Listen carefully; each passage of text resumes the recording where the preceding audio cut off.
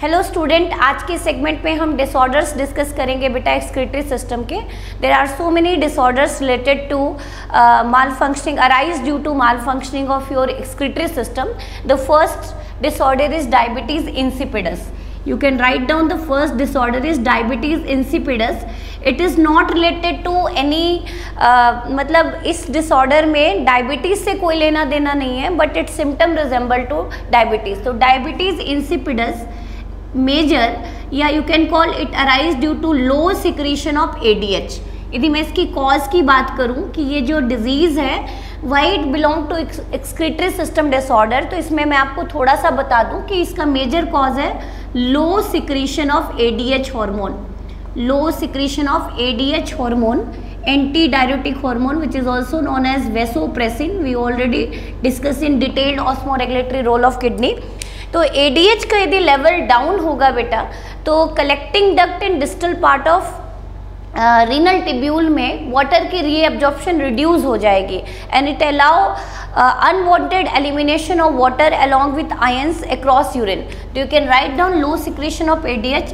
it would result in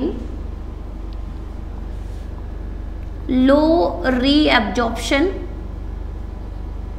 of water across collecting duct and distal part of renal tubule, which finally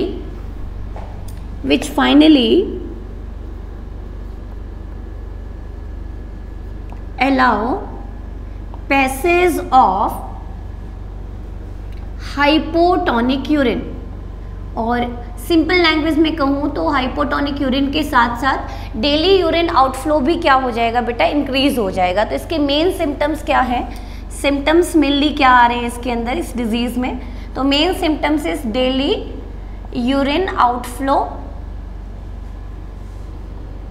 outflow जो normally 1 to 1.5 litre तक होता है। Daily urine outflow increases up to 10 litre. अब सोचो यदि per day इतना urine pass out हो रहा है तो can you call it lead to severe dehydration. तो this would lead to this high renal outflow या डेली यूरिन आउटफ्लो बढ़ता जाता है। तो this is responsible for polydipsia, excessive thirst as it resemble to symptom of diabetic patient. Diabetic patient को भी बहुत प्यास लगती है तो एक्सेसिव थर्स्ट फील होता है इसके अंदर। Polydipsia, dehydration and unwanted elimination of potassium ion across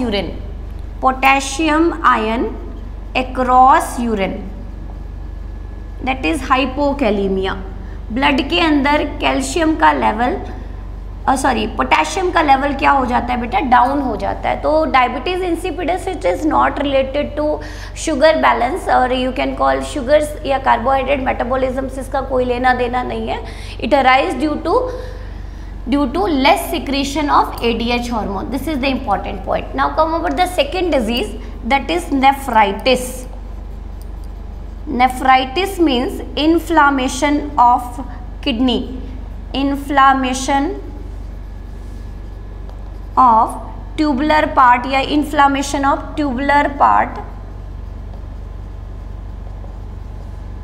inflammation of nephron कह सकते हो, tubular part of nephron कह सकते हो। इसके अंदर सबसे बेसिक जो आपकी NCERT डिस्कस करती है बेटा नेफ्राइटिस में, ग्लोमेरुलोनेफ्राइटिस। इस डिजीज में लोकलाइज टिश्यू डैमेज हो जाते हैं क्रॉस फिल्ट्रेशन मेम्ब्रेन, जो स्लिट पोर होता है जिसके क्रॉस फिल्ट्रेशन हो रही है, स्लिट पोर का डायमीटर इंक्रीज हो जाता है and it would result in elimination of albumin, WRBC across urine. Clear? तो glomerulonephritis is the inflammation of glomeruli mainly across filtration membrane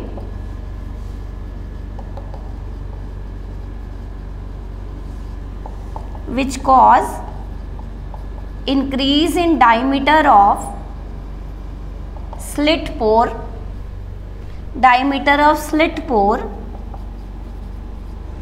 which lead to albuminuria and hematuria। क्योंकि slit पोर का diameter बढ़ चुका है बेटा, साइज बढ़ चुका है, तो आपके ब्लड में से एल्ब्यूमिन प्रोटीन, कुछ ब्लड कंपोनेंट भी फिल्टर्ड होके क्रॉस यूरिन पास आउट होने शुरू हो जाते हैं। तो there are so many types of nephritis do you notice in case of your disorder. आपकी एनसीईआरटी डिस्कस करती है ग्लोमेरुलर नेफ्राइटिस। अगेन एक और हम नेफ्राइटिस डिस्कस कर देते हैं, pyelonephritis, that is nephritis in renal pelvis region or interstitial space of the kidney. Second one is the pyelonephritis. Pyelo word is related to pelvis area. Pyelonephritis is the inflammation of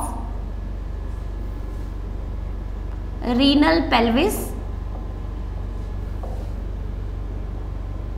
renal calyces, minor and major calyces आप लोगों ने detail में समझा था, and interstitial space of kidney, and this lead to severe renal colic pain और lumbar pain, back pain होना शुरू हो जाता है। तो सिम्टम्स क्या रहेंगे इसके बेटा, सीवियर लंबर पेन, जिसको हम रीनल कॉलिक पेन भी बोलते हैं, और pain in back region, back region में पेन होना शुरू हो जाता है, बैक रीजन में। Next disorder is renal calculi, जिसको आप किडनी स्टोन्स कहते हैं। तो third disorder is renal calculi और किडनी स्टोन। इसमें डायरेक्ट एक PYQ बनता है आपका नीट का कि जो किडनी स्टोन है वो बने किसके होते हैं। तो here kidney stones are just a precipitate of oxalate salt, calcium salt and और प्रेसिपिटेट ऑफ यूरिक एसिड। तो renal calculi is just a precipitate of uric acid और ऑक्सलेट्स। किडनी स्टोन जिसको बोलते हो कि स्टोन्स किडनी के अंदर भी हो सकते हैं, यूरेटर में भी हो सकते हैं, पेल्विस रीजन में भी हो सकते हैं। तो there is a formation of kidney stones. And what is kidney stones? These are the precipitate of uric acid और oxalate, calcium oxalate, calcium uric acid oxalate. तो formation of kidney stones lead to blockage pain और renal colic pain. Symptom होता है, severe pain हो सकता है। Ureter में तो कई बार ये यूरिन के थ्रू एलिमिनेट हो जाता है बॉडी से, अदरवाइज यदि ये किडनी के इंटरनल एरिया में तो सर्जिकली इसको रिमूव किया जाएगा। Clear? Now come over the next disorder is gout. Gout जिसको गठिया बोलते हैं, and it is mainly related to joint stiffening और it is related to arthritis. Fourth disorder is gout और gouty arthritis. Arthritis means simply stiffening of joint. Gout is defined as, it is a disorder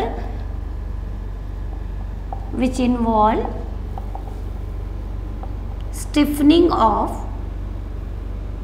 stiffening मतलब सख्त हो जाती है, joints जो होती है उसके अंदर मूवमेंट में अनईजी फील होता है। तो stiffening of small joints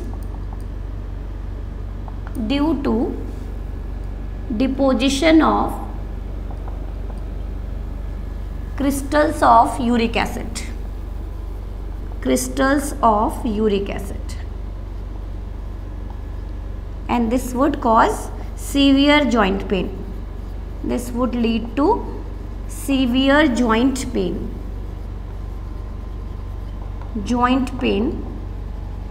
while movement. किसी भी तरह की मूवमेंट करने में जॉइंट पेन होता है, और स्पेशली जो गाउटी अर्थराइटिस है या गाउट है, ये आपकी स्मॉल जॉइंट्स, आपके डिजिट के जॉइंट्स को ज़्यादा मतलब इन्फ्लेम्ड करती हैं. Next disorder is your uraemia और रीनल फेलियर. रीनल फेलियर जिसको किडनी फेलियर बोलते हैं आप, renal failure RF. Renal failure को डिटेल में समझेंगे. Now come over the last disorder, that is renal failure. यदि मैं सिंपल लैंग्वेज में कहूँ कि रीनल फेलियर का मेन सिम्टम क्या होता है बेटा, तो यदि डेली यूरिन आउटफ्लो किसी पर्सन का ड्रास्टिकली फॉल डाउन हो रहा है, it reduce up to 50 to 100 ml per day, that means उसको डेफिनेटली नेफ्रोलॉजिस्ट से कंसल्ट करना चाहिए कि उसकी किडनी प्रॉपर ब्लड को फिल्टर नहीं कर रही, and it would finally lead to increase in urea level, that is uraemia. Clear. तो रीनल फेलियर दो टाइप के होते हैं. कई बार एब्रप्ट किडनी काम करना बंद कर देती है, जिसको हम एक्यूट रीनल फेलियर बोलते हैं, ARF बोलते हैं, और कई बार धीरे धीरे किडनी फंक्शन करना स्टॉप कर देती है, जिसको हम क्रॉनिक रीनल फेलियर बोलते हैं, CRF कहते हैं. तो you can write down renal failure is the, आप कह सकते हैं, मेजर इशू है, जिसका फाइनल ट्रीटमेंट जो है या तो हम हीमोडायलिसिस से करते हैं या रीनल ट्रांसप्लांट से करते हैं. तो first of all come over the renal failure. Renal failure is defined as, it is of two type. First of all you can write down that is of two type. फिर हम चलेंगे symptoms पे और cause पे कि basic cause क्या है kidney failure के पीछे. It is of two type, ARF and CRF. Acute renal failure, renal failure and chronic renal failure.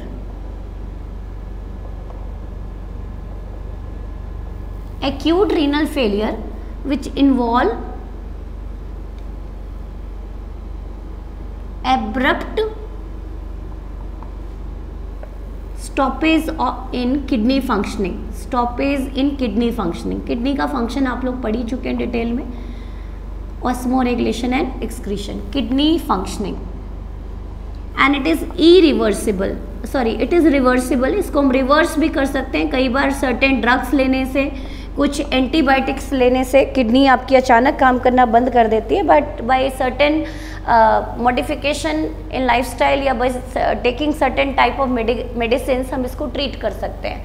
Chronic renal failure धीरे धीरे होता है, जैसे डायबिटिक पेशेंट है, हाइपरटेंशन पेशेंट है, या आप कह सकते हैं कि जिसका cardiac output, heart failure patient है, उनकी किडनी धीरे धीरे काम करना बंद कर देती है. लंबे टाइम से कोई पेन किलर ले रहा है, लंबे टाइम से कोई एंटीबायोटिक ले रहा है, तो उसकी वजह से किडनी फेलियर होती है, उसको बोलते हैं chronic renal failure. It arise due to long term exposure of certain medication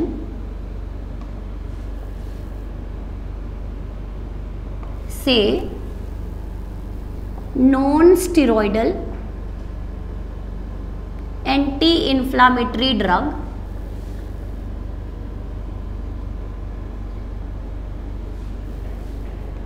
certain type of painkillers, certain type of antibiotics, and the dyes used in angiography. Dyes used in angiography, ये भी बहुत ही bad impact डालती है आपके kidney के functioning पे.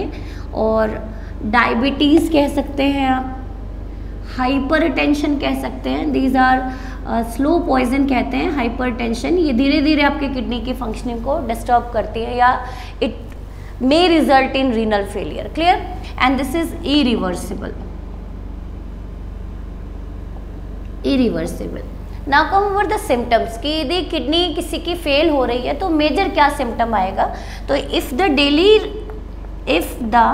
Daily urine outflow reduces up to less than 250 ml per day, which is commonly said to be oligouria, कि few amount में यूरिन पास आउट कर रहे हैं, and less than 50 ml per day, this is anuria. तो यदि किसी का daily urine outflow 250 ml से रिड्यूस होता जा रहा है, 100 ml हो गया है, 50 ml हो गया है, तो डेफिनेटली उसकी किडनी ने काम करना बंद कर दिया है and it would result in high urea level in blood.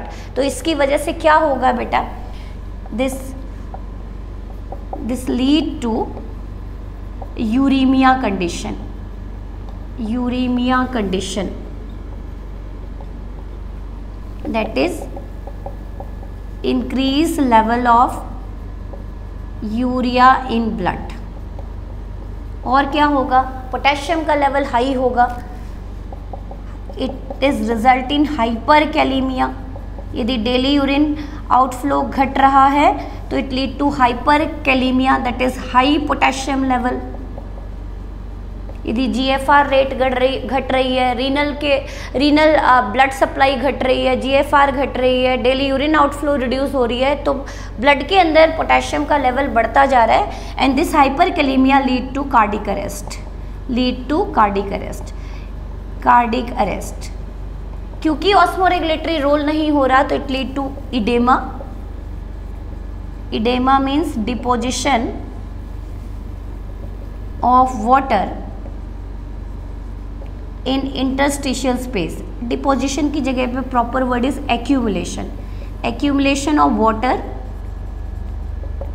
In interstitial space and it result in swelling. तो इडेमा का एक्चुअल मीनिंग ही स्वेलिंग होता है बेटा। यदि फिट रीजन में, आपके एंकल रीजन में, फेस रीजन में स्वेलिंग आ रही है, that means kidney functioning disturb हो रही है। तो इडेमा होना, सीवियर बॉडी पेन होना, सीवियर बॉडी पेन, इचिंग होना, these are the symptoms of renal failure. Severe itching होना, बहुत सारे एक्ने रिलेटेड इश्यूज हो जाना क्योंकि यूरिया लेवल बढ़ता जा रहा है, इडेमा होना, severe cardiac arrest, these all issues arise due to renal failure.